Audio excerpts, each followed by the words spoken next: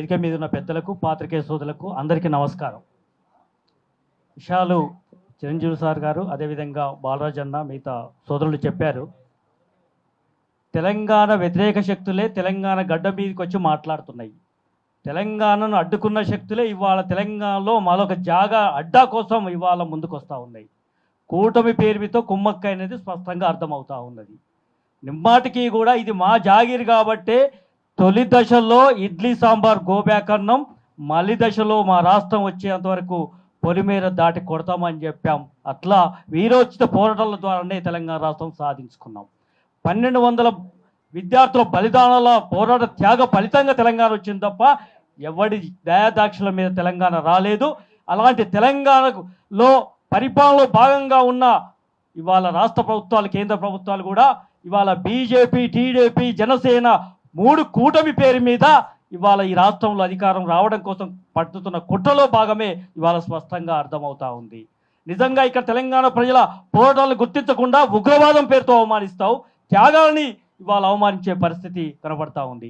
ఇక్కడ తెలంగాణలో ఇప్పటిదాకా చెప్పినట్టుగా పొన్నం ప్రభాకర్ ఒక బీసీ బిడ్డ, ఆయన ఇంటి మీద దాడి చేస్తారా? ఏం సంకేతాలు ఇవ్వదలుచుకున్నారు?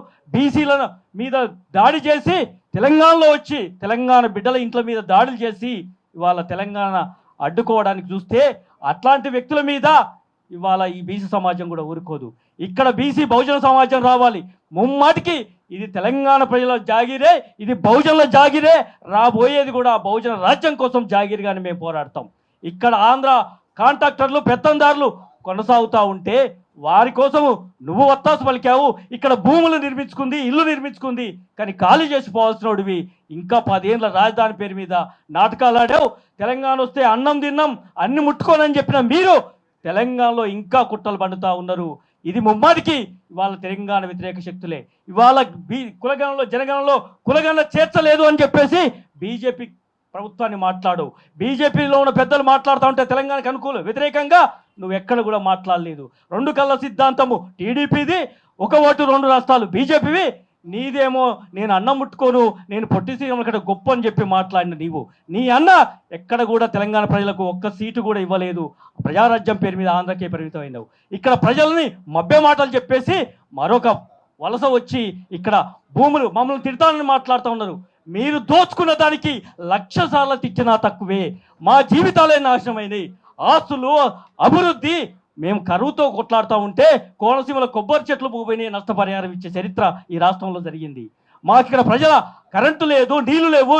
ఇక్కడ ఉన్న నీళ్లు పోతూ ఉంటే, నిధులు పోతూ ఉంటే, ఉద్యోగాలు పోతుంటే ఏనాడు మాట్లాడిన మీరు ఇవాళ తెలంగాణలో ఇక్కడ బీసీల ఉద్యమం కొనసాగుతుంది, బీసీలు నష్టపోతున్నారని చెప్పి ఎక్కడ నువ్వు మాట్లాడలేదు.